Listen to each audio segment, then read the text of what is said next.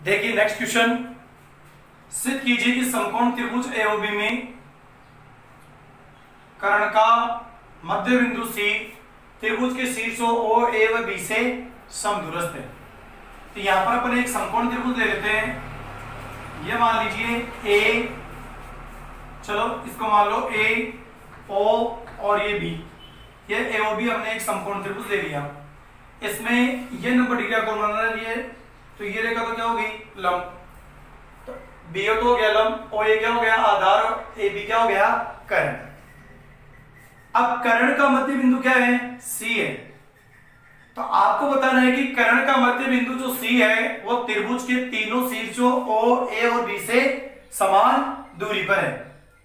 तो देखिए ओ ए को अपन मान लेते हैं क्या, ओ ए को अपन मान लेते हैं कि ये भुजा कितनी है, 2a है। और OB को मान लेते हैं अपन कितना, इसको मान लेते हैं 2b, इसको क्या मान लेते हैं, 2b।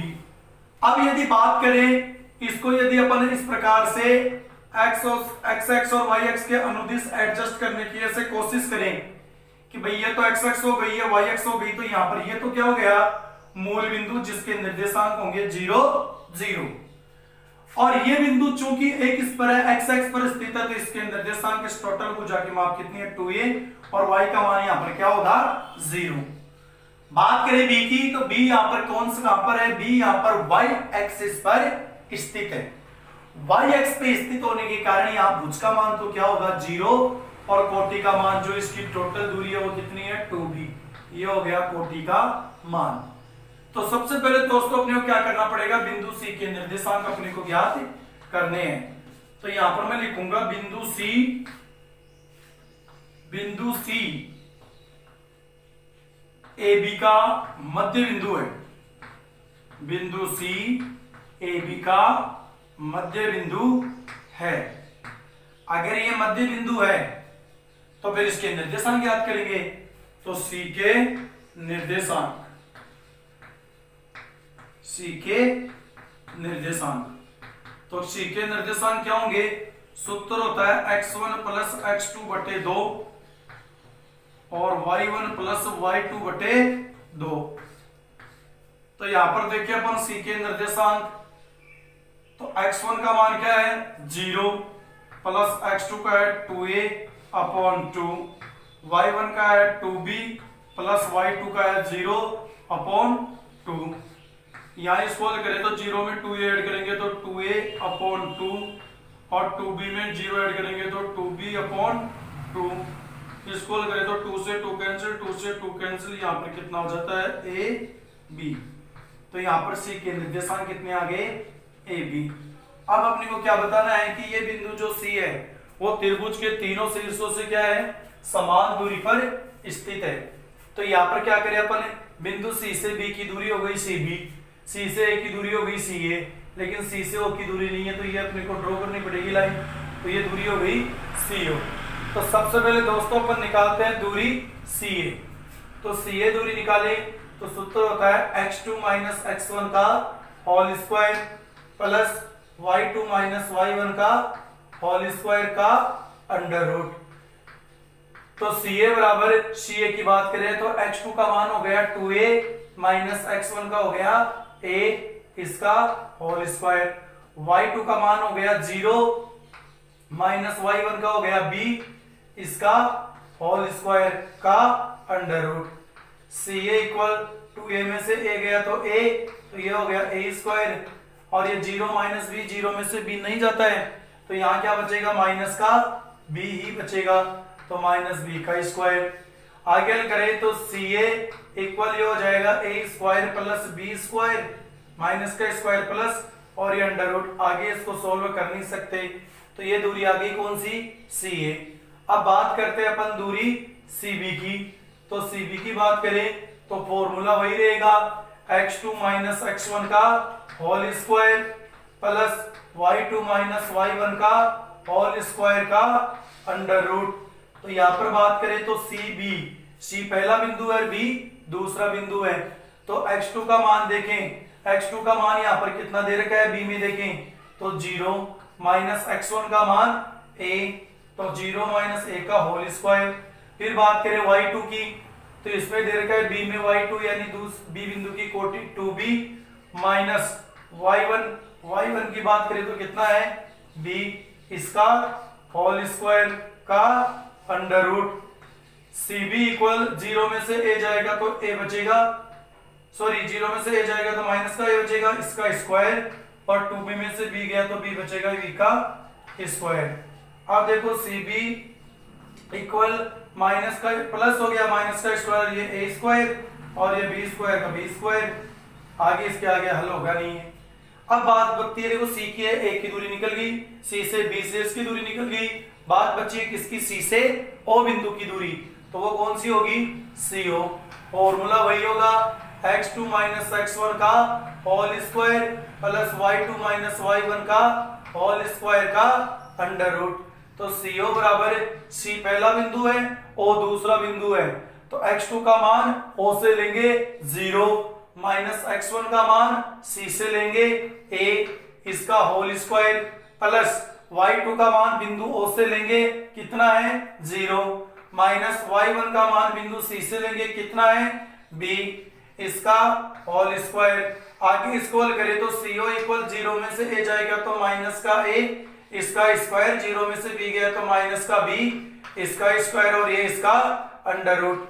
CO इक्वल माइनस का स्क्वायर प्लस ये a स्क्वायर माइनस का स्क्वायर प्लस और ये b स्क्वायर।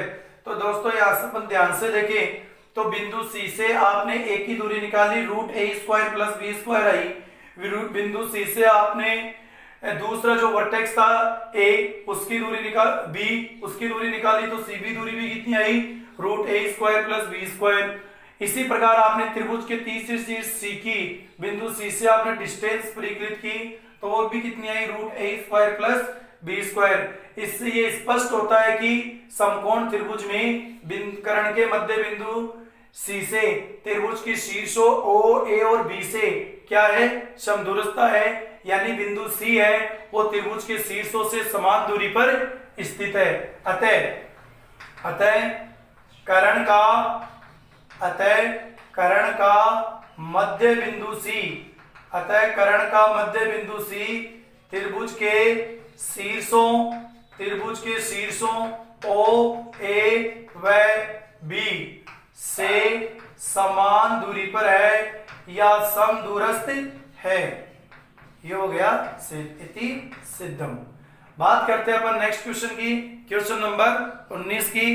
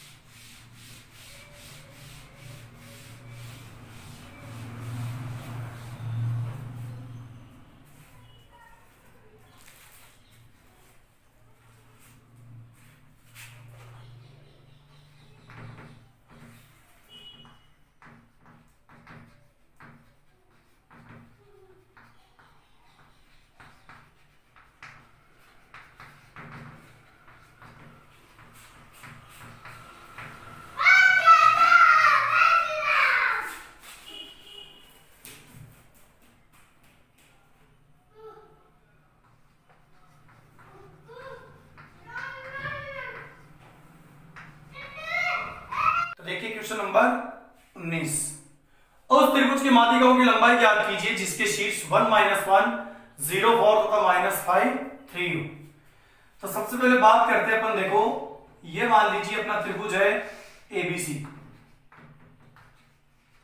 अब यहां पर मान लीजिए A शीर्ष दे रखा है अपने को 1 -1, B शीर्ष दे रखा है 0 4 और C शीर्ष दे रखा है -5 3। माध्यिका क्या होती है? तो देखिए त्रिभुज के किसी भी शीर्ष से सामने की भुजा के मध्य बिंदु को मिलाने वाला रेखाखंड माध्यिका कहलाता है। त्रिभुज के किसी भी शीर्ष से सामने की भुजा के मध्य बिंदु को मिलाने वाला रेखाखंड। तो देखिए त्रिभुज का शीर्ष A, इसके सामने की भुजा BC है, तो BC का मध्य बिंदु D, इसको मिलाने वाला रेखाखंड एडी माध्यिका। त्रिभुज के शीर्ष बी के सामने भुजा है एसी, एसी का मध्य बिंदु मान लीजिए ई, तो माध्यिका हो गई कौन सी, बी। त्रिभुज का शीर्ष सी, सी के सामने भुजा है एबी, एबी का मध्य बिंदु मान लीजिए एफ, तो सी एफ क्या हो गई, माध्यिका। ठीक है, अब आपको क्या करना है, तीनों माध्यिकाओं की लंबाई ज्ञात करनी है। उससे पहले देखो किसी भी माध्यिका को अपन देखिए तो ए यहां पर ज्ञात है, डी इसका दूसरा सिरा ज्ञात नहीं है, जबकि डी क्या है, डी बीसी का मध्य बिंदु है। इसी प्रकार बीई माध्यिका के लिए ई एसी का मध्य बिंदु है, इसी प्रकार सीएफ माध्यिका के लिए एफ एबी का मध्य बिंदु है। तो सबसे पहले तो इन मध्य बिंदुओं के निर्देशांक अपने को ज्ञात करने होंगे। तो देखिए किस तरह से अपन इन मध्य बिंदु के निर्देशांक ज्ञात करेंगे।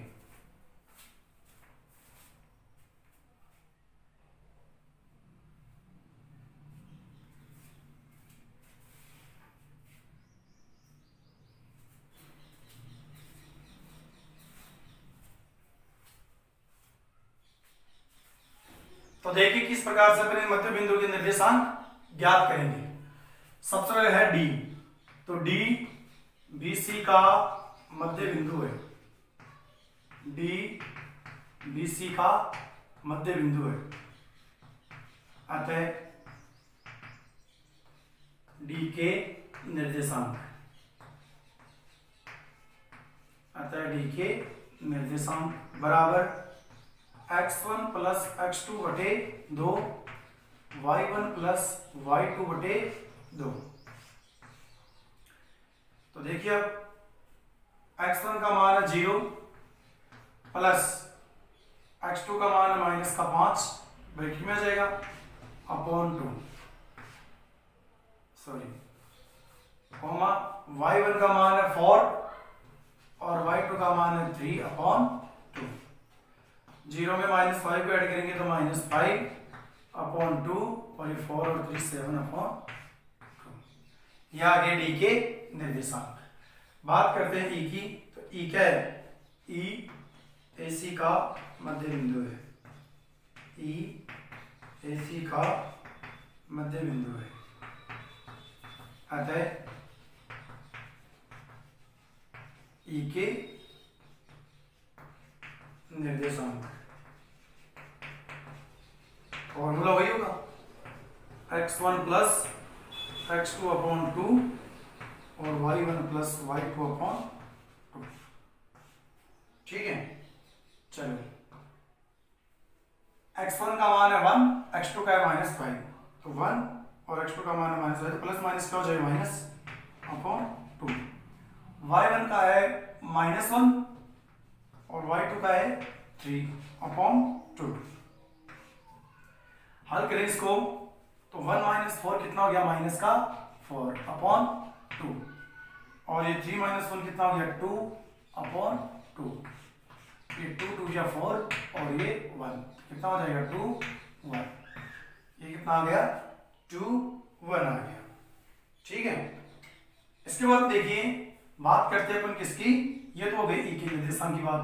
एफ, एफ क्या है, एफ ए बी का मध्य बिंदु है, एफ ए बी का मध्य बिंदु है, अतः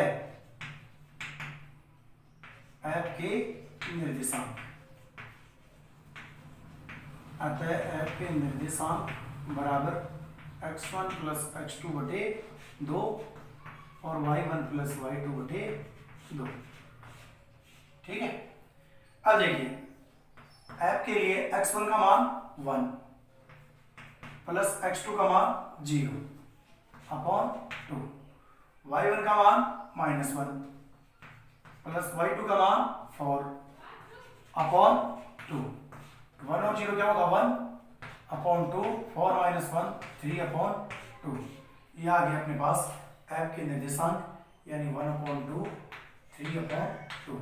डी के कितने आए थे, डी के निर्देशांक आए थे माइनस का 5 अपॉन 2 और 7 अपॉन 2, और ई के निर्देशांक कितने आए थे, ई के निर्देशांक आए थे 2 1। इस प्रकार हमें ये तीनों मध्य बिंदु की नलिकाओं की लंबाई की बात है। तो देखिए कितना आसान है, अभी आपके अच्छे से समझ में आ जाएगा ये। तो सबसे पहले देखो अपन बात करते हैं किसकी, एडी माध्यिका की। तो एडी माध्यिका की बात करें तो इसका एडी माध्यिका की लंबाई यानी एडी एक रेखाखंड है, तो इसकी लंबाई निकालने का मतलब है कि इसकी दोनों सिरों के मध्य दूरी ज्ञात कर लीजिए। तो ए और डी के मध्य दूरी सूत्र होगा x2 माइनस x1 का whole square plus y2 minus y1 का होल स्क्वायर का अंडर रूट। तो AD इक्वल x2 का मान है माइनस का 5/2 माइनस x1 का मान है 1 इसका होल स्क्वायर प्लस y2 का मान है 7/2 माइनस y1 का है क्या माइनस का 1। तो ये माइनस और ये माइनस का 1 क्या हो जाएगा +1 इसका होल स्क्वायर। इसके नीचे अपॉन 1 कर सकते हैं, इसके नीचे अपॉन 1 कर सकते हैं। तो क्या हो जाएगा AD बराबर लघुत्तम आएगा कितना 2 का बाद 2 में एक बार 1 को -5 से गुना करेंगे तो -5। फिर देखो सॉरी आगे फिर माइनस है 1 का बाद 2 में 2 बार 2 को 1 से गुना करोगे तो 2। ये क्या हो जाएगा ब्रैकेट में होल स्क्वायर और ध्यान दीजिए इस पे अंडर रूट भी है साथ में। अब देखिए यहाँ पर भी लघुत्तम 2 तो 2 का 2 में एक बार ही हो गया 7 1 का 2 में 2 बार 2 एकम 2 ये होल स्क्वायर। AD इक्वल क्या हो जाएगा -5 -2 माइनस के 7/2 का होल स्क्वायर और ये 7 और 2 9/2 का होल स्क्वायर। आगे इसको अपन हल करें तो देखिए क्या हो जाएगा AD इक्वल माइनस का स्क्वायर प्लस 7 का स्क्वायर 49 और 9 का स्क्वायर 4। तो देखिए ये हो गया 49/4 प्लस 81/4। यहाँ पर ये अंडर रूट चल ही रहा है। अगर अगली स्टेप को देखें अपन तो AD इक्वल लघुत्तम कितना आ जाएगा 4 का 4 में एक बार ये 49 फिर 4 का 4 में एक बार ये 81। हल के लिए इसको 1 और 9 10 8 4 12 1 13 130/4 का अंडर रूट। चलो 130 का तो अंडर रूट नहीं निकालेंगे लेकिन 4 का कितना हो जाएगा 2। ये आ जाएगी अपने पास AD माध्यिका की लंबाई।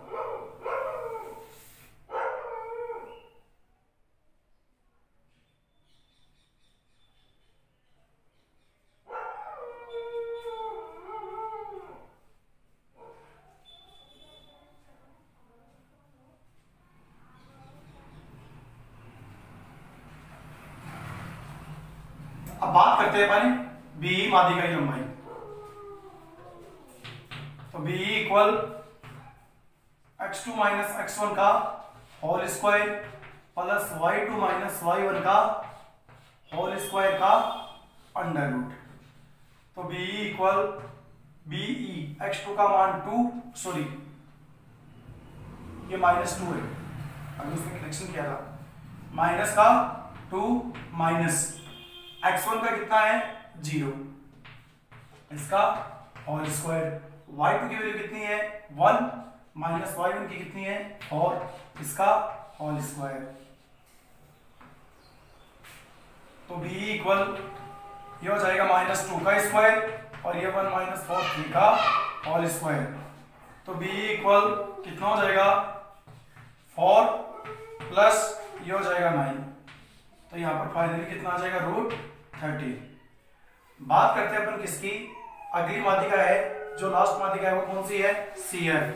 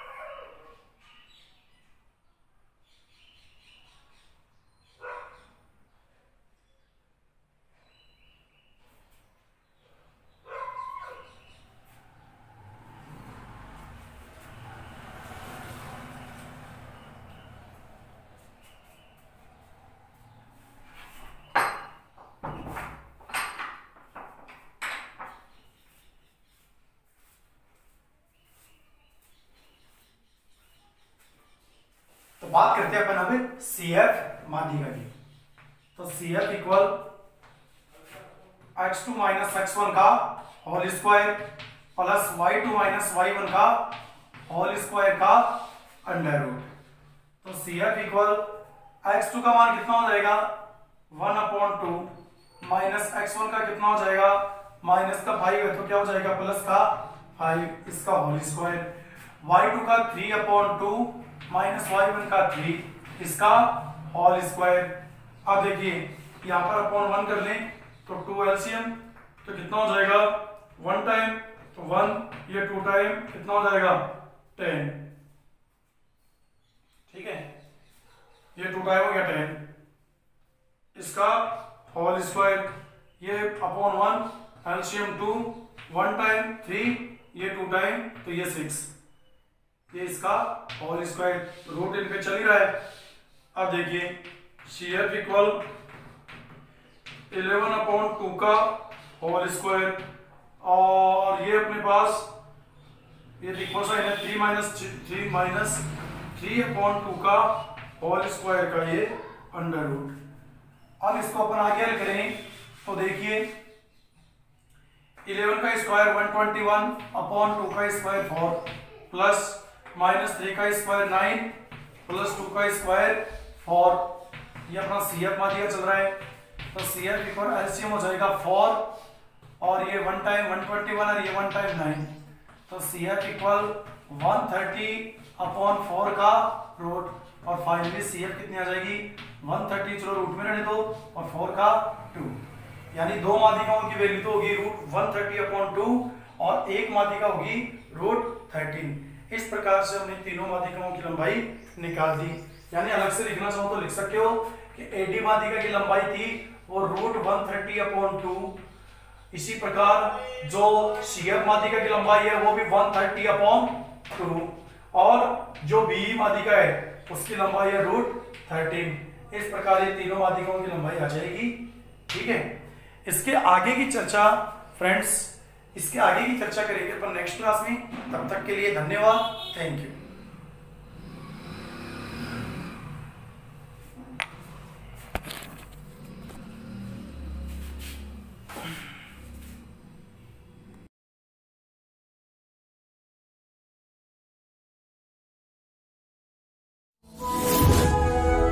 Thanks for watching video. Please subscribe YouTube channel and press bell icon.